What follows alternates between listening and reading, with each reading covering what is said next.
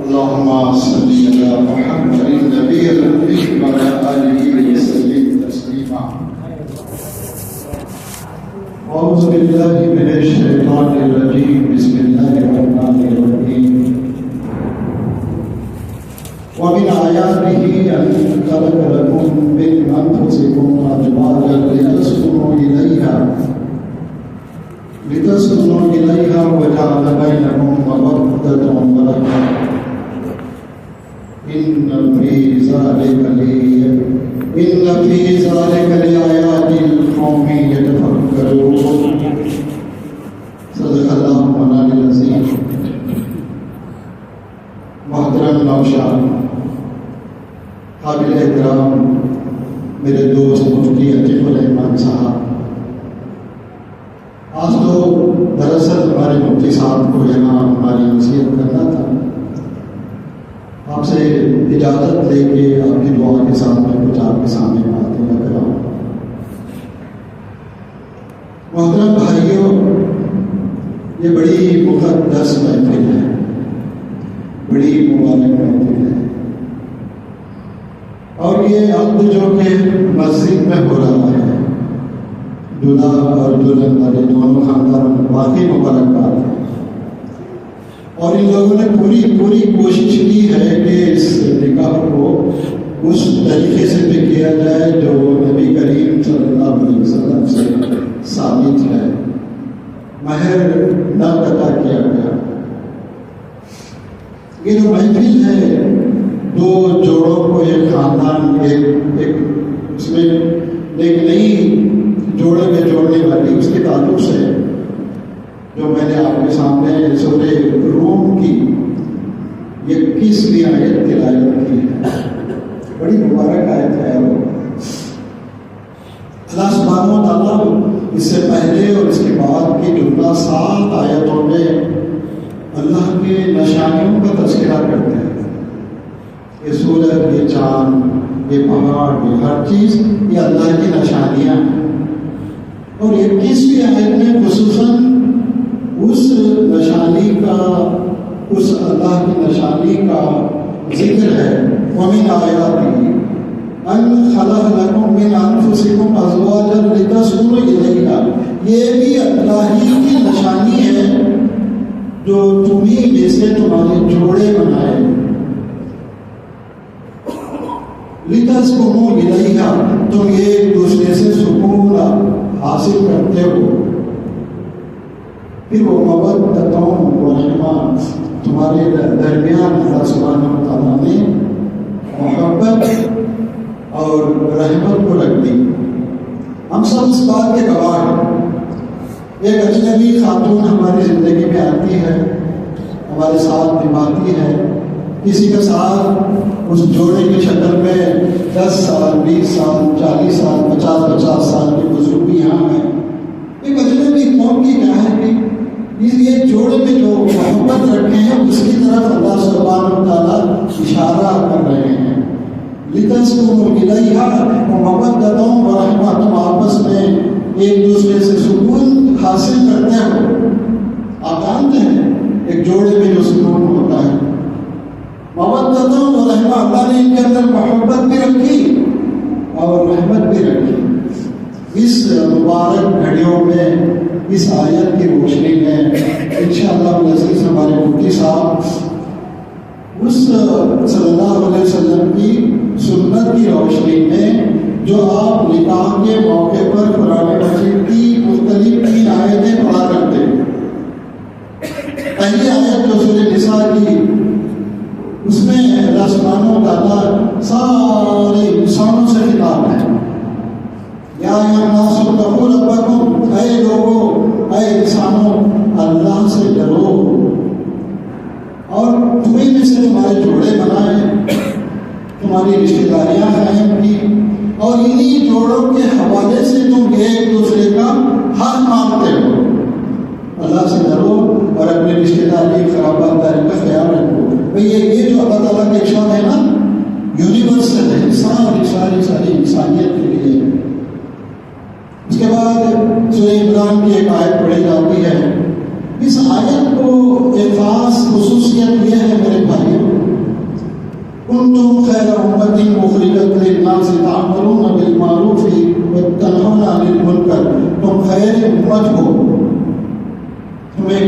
کام کے لیے اٹھایا گیا ہے. تم نیکی کا حکم کرتے ہو اور برائی سے روکتے ہو. ان آیتوں کے اندر یہ جو بات رکھی ہے یا ایھا الذین آمنوا اتقوا اللہ، اے ایمان والو اللہ سے ڈرو. کیسے ڈرو؟ حق تقاتہ، جیسے کہ اللہ سے ڈرنے کا حق ہے.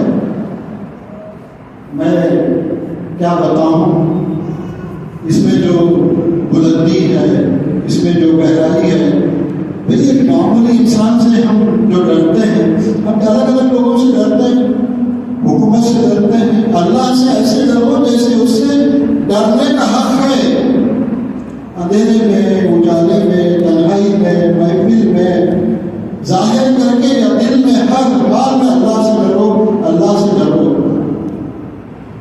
پھر آخر میں جو آیت پڑھتے ہیں سورہ احزاب کی، اس میں آپ کی خصوصی ایک اہمیت کی جو آیت ہے، اس سے پہلے کی آیت میں اللہ کے ارشاد میں مولا ہم سے خطاب کر کے فرما رہے ہیں یا ایھا الذین آمنوا ولا تکونوا کالذین عصوا موسیٰ. اے ایمان والو تم اس جیسے موسیٰ علیہ السلام کو ان لوگوں نے اذیت دی تھی تو محمد صلی اللہ علیہ وسلم کو اذیت نہ دو. کیا مانا ہے؟ جب ان کے بنی اسرائیل کو موسیٰ علیہ السلام نے کہا کہ چلو اللہ کے راہ میں تو جاؤ، تمہارا اللہ لڑو. اس کی بہت تفصیلات ہیں. انہوں نے کس طرح سے نافرمانی کی، کس کی؟ موسیٰ علیہ السلام کی. تم ایسا نہ کرو، تم ایسا نہ کرو. اس کے بعد وہ آیت ہمارے خالی صاحب پڑھتے ہیں یا ایھا الذین آمنوا قولوا قولا سدیدا. قول سدید کہو. تم کیا قول سدید سے مراد مختصر کیونکہ تھوڑا وقت ہے. قول سدید اس کو کہتے ہیں سچی بات. قول سدید اس کو کہتے ہیں مضبوط بات، اللہ ٹپو بات نہیں، منہ دیکھی بات نہیں، حق بات. قولا سدیدا. اگر تم صرف آپ چاہے تو میں ایسے ہی نہیں کہہ رہا، اس کو آزما کے دیکھیے. قول سدید جو کہے گا، اللہ تعالیٰ جو گارنٹی دے رہے ہیں کیا؟ یصلح لکم اعمالکم.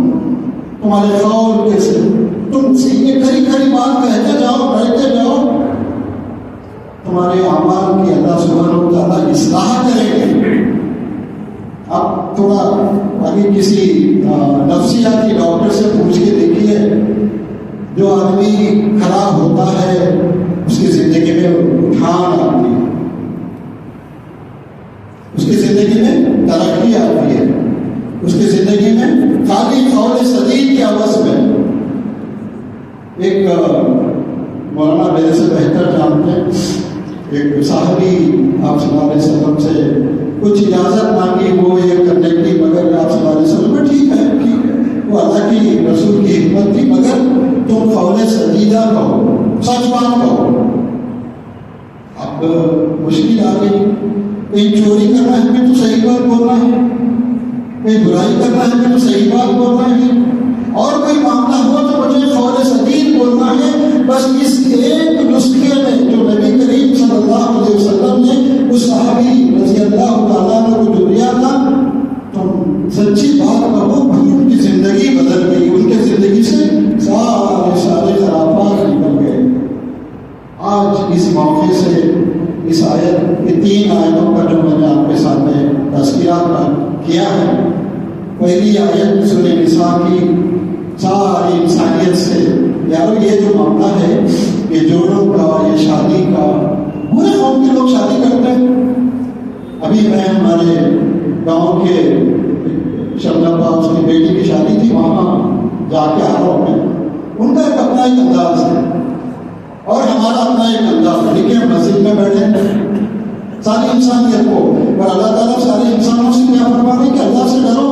اصل میں تم یاد رکھو، چاہے وہ ہندو ہو کہ مسلمان ہو، کوئی بھی ہو، یہ سب کے سب آدم علیہ السلام کی اولاد ہے.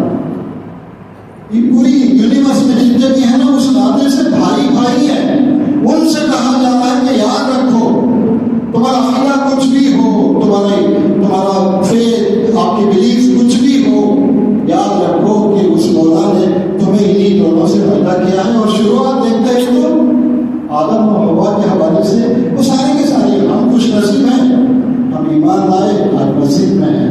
تو محترم حضرات، اس موقع پر جو آپ کریم نبی کریم صلی اللہ علیہ وسلم کے جو ارشادات ہیں اس کو بھی مختصر میں بتا دوں۔ بہترین شادی وہ جس میں کم سے کم خرچ ہو۔ دیگر باتیں ہیں، ان 3 آیتوں کو اس موقع پر میں آپ کے سامنے رکھی ہے۔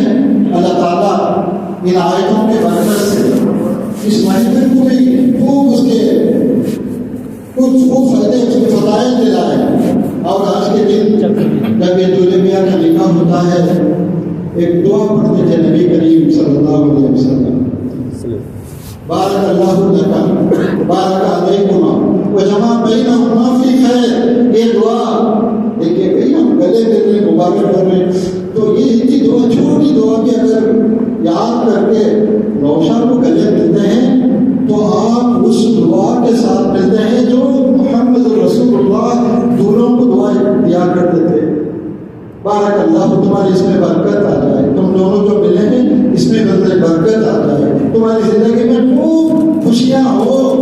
کیا پیاری دعا ہے، بارک اللہ لکم بارک علیکما وجمع بینہما فی خیر۔ انشاءاللہ العزیز یہ دعا کے لیے تو یہاں جمع ہوئے ہیں، چلیے ہم سے دعا کرتے ہیں۔ میں بھی مبارکباد دیتا ہوں، مولا ان کی زندگی میں خوب خوشیاں دے، اور اللہ جو کچھ بھی میں نے کہا ہے اس پر مجھے ہم تمام کو عمل کرنے کی توفیق دے۔ آمین برحمتک یا ارحم الراحمین۔